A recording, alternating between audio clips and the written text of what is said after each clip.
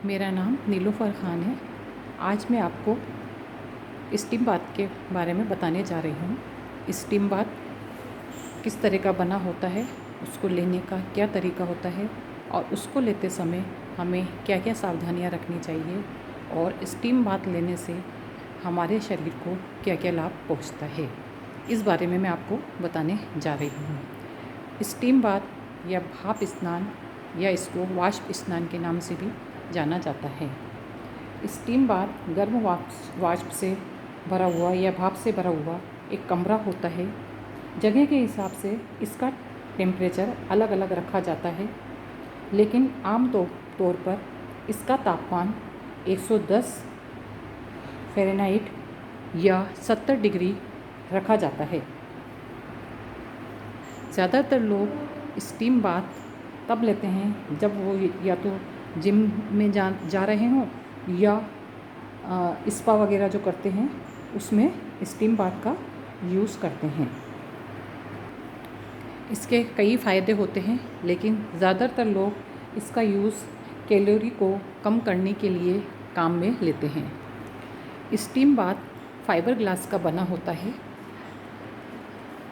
इसके अंदर दो स्विच होते हैं। एक होता है टाइम कंट्रोल का, जितने टाइम के लिए हमें इसको लेना है इसको सेट कर दिया जाता है। दूसरा होता है टेम्परेचर कंट्रोल। इसके द्वारा हमें जितना टेम्परेचर रखना है उसको यहाँ पे सेट किया जाता है। ये वाला जो स्टीम बाथ है ये एक रूम की तरह बना हुआ है। ये इसकी बनावट इस तरह की है। ये टोटली फाइबर ग्लास का बना होता है। इसमें ये बेंच लगी हुई है, ये नीचे की तरफ। इसमें 3-4 लोग एक साथ स्टीम बाथ ले सकते हैं। इसमें ये बाहर की तरफ स्टीपर बना हुआ है। इसको यहाँ से इसका वाल्व खोलकर इसका पानी भरा जाता है और इसको ये चीज़ है, इसका इसमें लेवल देखा जाता है कि हमें पानी कहाँ तक रखना है।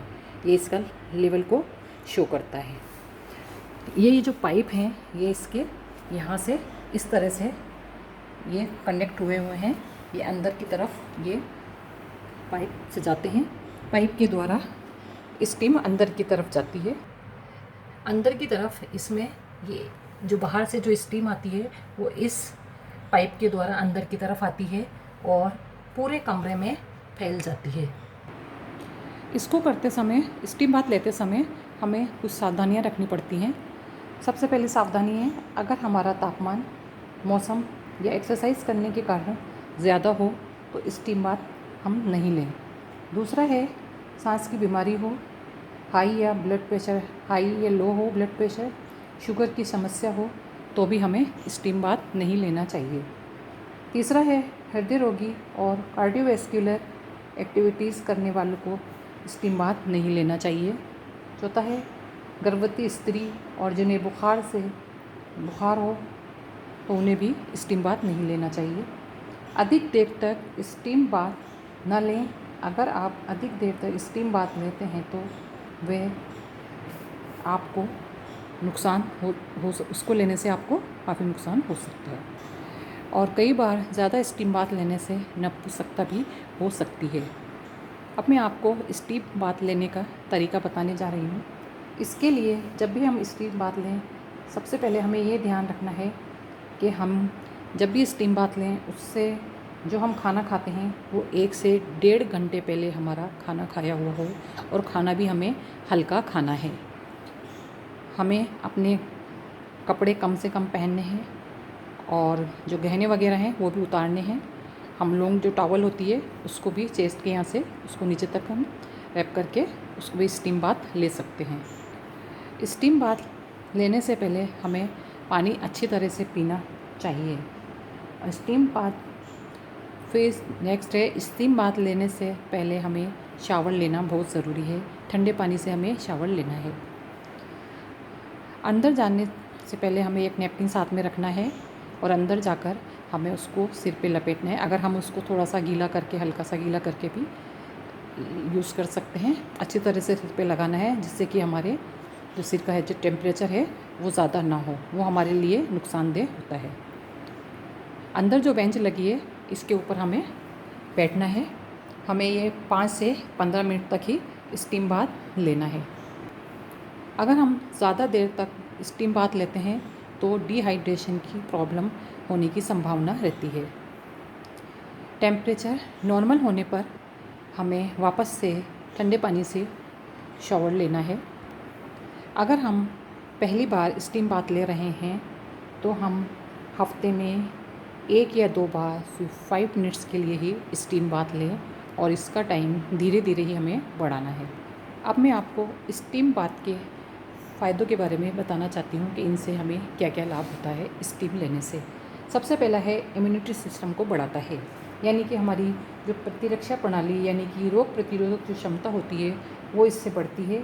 गर्म पानी शरीर पर पड़ने से ल्यूकोसाइट को स्टिमुलेट करता है। ल्यूकोसाइट एक टॉनिक है जो संक्रमण से लड़ने में मदद करता है। इसका दूसरा फ़ायदा है ये हाई ब्लड प्रेशर को समस्या को कम करता है। स्टीम बाथ के समय एल्डोस्टेरोन स्रावित होता है जो हाई ब्लड प्रेशर की समस्या को कम करता है। तीसरा है त्वचा की रक्षा करता है। प्रदूषित वातावरण के कारण चेहरे पर बहुत तरह की हानिकारक विषाक्त पदार्थ जमा हो जाते हैं, जिसमें त्वचा के रोम छिद्र बंद हो जाते हैं, जिससे चेहरे पर मुहासे, ब्लैक हेड्स आदि होते हैं।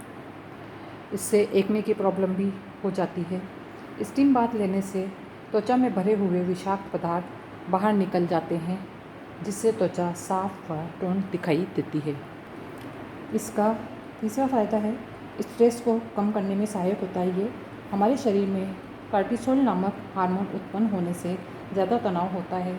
स्टीम बाथ लेने से ये हार्मोन कम हो जाता है, जिससे तनाव नहीं होता, जिससे हमारा मस्तिष्क शांत रहता है और आत्म केंद्रित होने से मदद मिलती है। इसका नेक्स्ट ये चौथा लाभ है वज़न घटाने में मदद करता है। स्टीम बाथ लेने से शरीर की अतिरिक्त कैलोरी कम होती है और वज़न भी घट जाता है। नियमित स्टीम बाथ लेना शरीर की कैलोरी को कम करने में उतना ही सहायक होता है जितना कि और वज़न घटाने के लिए जिम जाते हैं या डाइट पर रहते हैं या रेगुलर एक्सरसाइज करते हैं। नेक्स्ट है जोड़ों को लचीला बनाता है। स्टीम बाथ लेने से इसके कारण गर्माहट के कारण घुटनों के जोड़ अधिक लचीले होते हैं, जिससे ये चोट लगने के खतरे को कम करते हैं और हम अधिक सक्रिय होकर काम करते हैं। स्टीम बाथ लेने से विशेष रूप से महिलाओं को जोड़ों का दर्द नहीं होता है और न ही उन्हें किसी तरह की चोट लगती है। इसका अगला है पांचवा, इसका जो बेनिफिट है वो है ब्लड सर्कुलेशन बेहतर रहता है। स्टीम बाथ लेने से हृदय और रक्त वाहिनियाँ स्वस्थ रहती हैं। स्टीम बाथ लेते समय शरीर को नमी के साथ गर्माहट भी मिलती है, जिससे हमारा ब्लड सर्कुलेशन अच्छा रहता है। सर्कुलेशन अच्छा होने से रक्तचाप नियंत्रित रहता है और हमारा हृदय स्वस्थ रहता है। इसके अलावा स्टीम बाथ त्वचा की टूटी हुई कोशिकाओं को भी जोड़ने में मदद करता है। स्टीम बाथ कई तरह के बने होते हैं। ये जो मैंने आपको आज बताया है ये है रूम के रूप में बना हुआ है। एक रूम बना हुआ है, इसमें 4-5 लोग एक साथ स्टीम बाथ ले सकते हैं। लेकिन ये एक सिंगल पर्सन के लिए भी एक कैबिनेट के रूप में बना हुआ होता है। उसकी बनावट इस तरह की होती है कि गर्दन से ऊपर का जो हिस्सा है वो बाहर की तरफ निकला हुआ होता है और सारी बॉडी जो है अंदर की तरफ रहती है और उसमें एक स्टीमर लगा होता है, उससे उसके अंदर स्टीम बनती है और वो स्टीम हमारे बॉडी को मतलब पूरे शरीर पे लग जाती है। और बाहर का जो हिस्सा होता है उसके ऊपर भी हमें थोड़ा टॉवल से या नैपकिन से उसको रैप कर लेना चाहिए, जिससे सही रहता है। जब भी हमें कभी स्टीम बाथ लेना है उसको उसकी सावधानियों को अच्छे से ध्यान में रखकर फिर लेना चाहिए और अच्छे से उसका यूज़ करना चाहिए। इस तरह से हम उसका जो है लाभ उठा सकते हैं। धन्यवाद।